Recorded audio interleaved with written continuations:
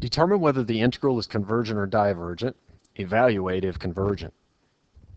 The integral from negative infinity to infinity, x times e to the negative x squared dx. This is an improper integral. We have two infinite limits of integration, in fact. So this improper integral actually breaks up into two improper integrals just by its definition. So this is the same as the integral from negative infinity to 0, say, of x e to the negative x squared,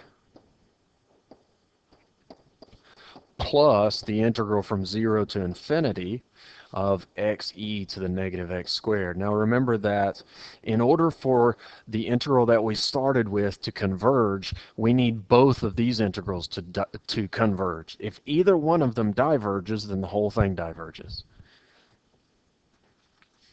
So now we evaluate these integrals. Well, each one of them is an improper integral. This one is the limit as a goes to negative infinity, integral from a to 0, x e to the negative x squared dx, plus this one is the limit as b goes to positive infinity, the integral from 0 to b, x e to the negative x squared dx.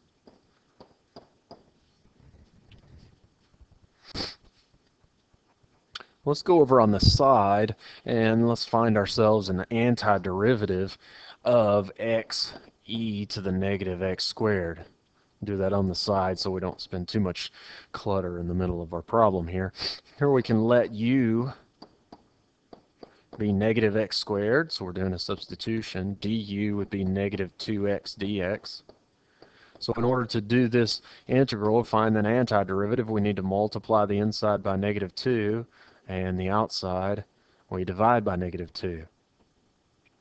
So our integral becomes negative 1/2 the integral of e to the u du, which we know to be negative 1/2 e to the u. U is equal to negative x squared. So there's an antiderivative. In fact, if we're really doing the indefinite integral, we've got a plus c there, but when we do the definite integral, we won't need the plus c's. So we can put those in. So this first limit becomes the limit as a goes to negative infinity of negative 1/2 e to the negative x squared. Again, now we're doing a definite integral from a to 0, so we don't need the plus c anymore. Plus, this one becomes the limit as b goes to positive infinity of negative 1/2 e to the negative x squared. Again, now here we're doing a definite integral from 0 to b, so we don't need the plus c. We evaluate both of these out before we try to take the limit.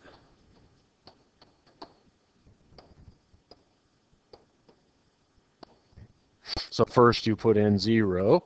Notice also that the negative exponent, this negative x squared, is going to drop this into the denominator. So this is e to the 0 squared minus 1 over 2 e to the a squared, plus similar thing for this second limit. Oops, I forgot to write my limit. Let's go ahead and do that. Limit as b goes to positive infinity, negative 1 over 2 e to the b squared minus negative 1 over, need a negative there as well, 2e to the 0 squared. Okay, now we start to evaluate these things. E to the 0 squared. So we're over here. 0 squared is 0. E to the 0 is 1. So in fact, this whole term becomes negative 1/2. When you take the limit of negative 1/2, you get negative 1/2. It's constant.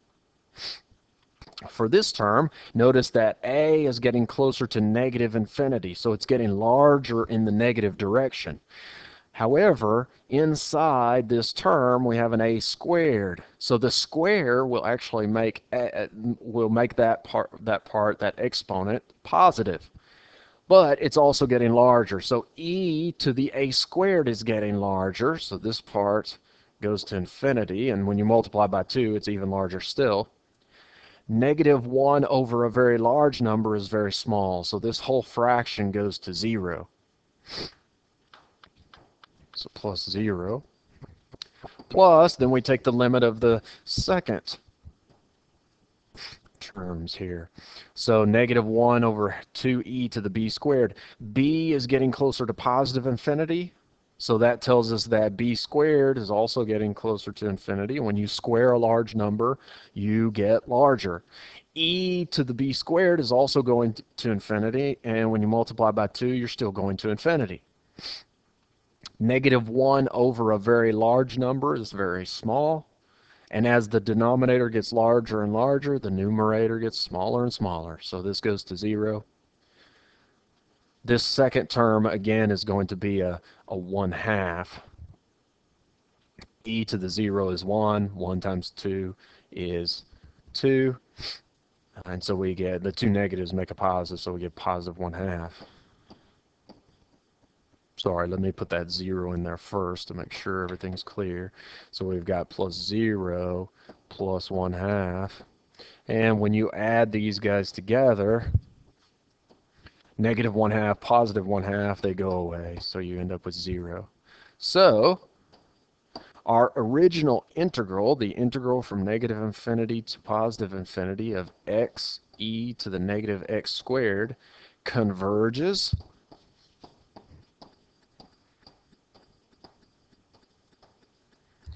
and is equal to 0.